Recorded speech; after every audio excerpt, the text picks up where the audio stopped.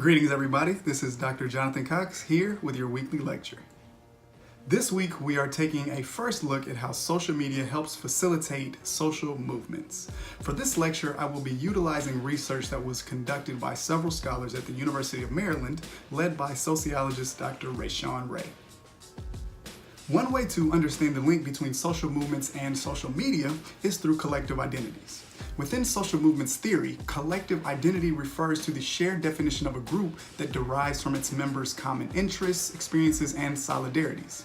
Collective identities give people involved in social movements their collective sense of self, who they are, what they stand for, and collective identities often evolve due to a collective group of individuals' response to a problematic or imbalanced social condition.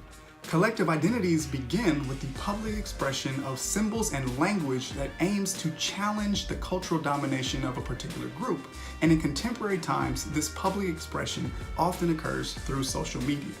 One of the ways collective identities can be expressed, formed, and spread via social media is through shared symbols such as pictures, videos, or memes that display a particular response to social issues.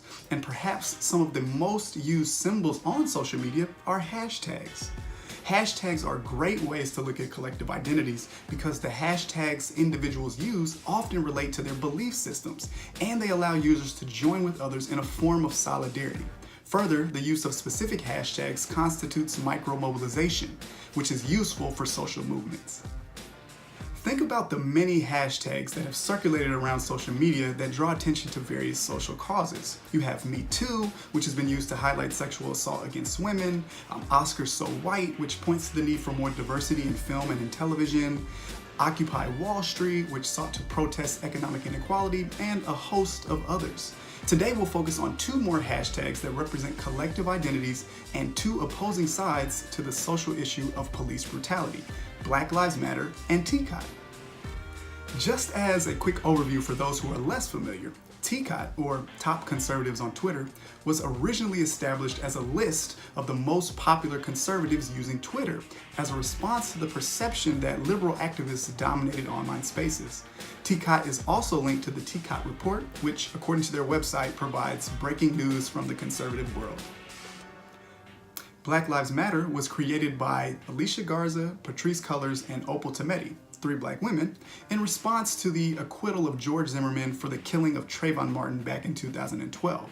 However, we saw an explosion of the hashtag Black Lives Matter after the subsequent death of Michael Brown, who was a black teenager who was shot and killed by police officer Darren Wilson in Ferguson, Missouri back in 2014.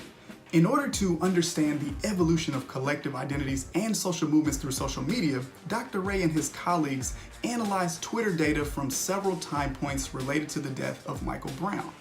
During their research, they discovered that TCOT served as the most significant counter-narrative to Black Lives Matter. In other words, these two hashtags can often symbolize diametrically opposed sides to the debate about police brutality. Further, Ray and colleagues noted that these hashtags operate as echo chambers to create segregation and polarization. Because of the way algorithms are often set up on social media sites, people using social media typically see their own views reproduced without seeing very many opposing views. So, what did Ray and his colleagues find? They identified the top 7 themes that emerged from tweets using each hashtag and noted that Black Lives Matter and TCOT represent polarizing collective identities with regards to police brutality, but even more importantly, that these opposing views paint very different pictures of the same social issue, and in this case, the same specific event.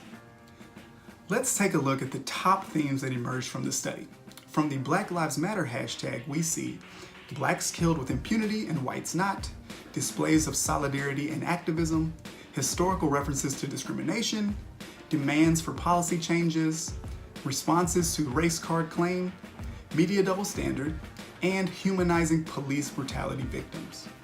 From the TCOT hashtags, we see validating justifiable homicides, white victims of black criminality, Black Lives Matter as radical terrorists, black problems for black people, media double standard, tokenizing examples of blackness, and humanizing police officers. As you can see, the themes from each hashtag are different yet similar, and they often represent directly opposing views.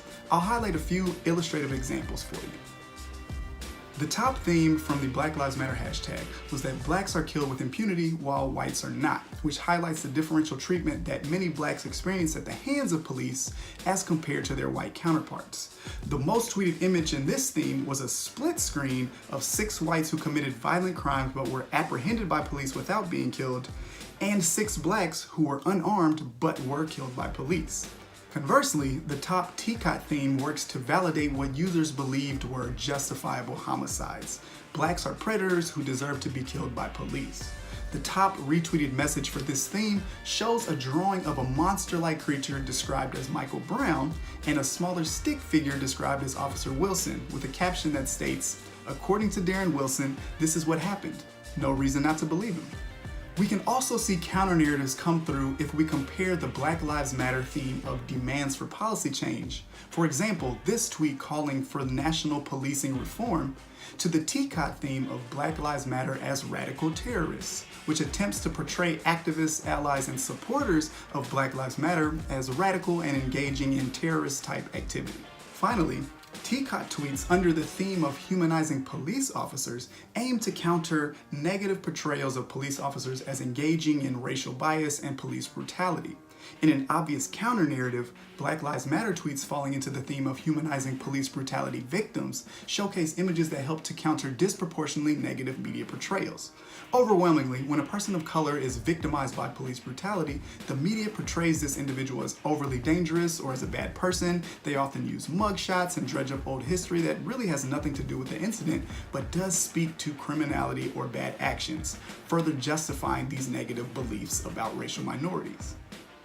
As we've seen with today's lecture, social media can help facilitate social movements through collective identities.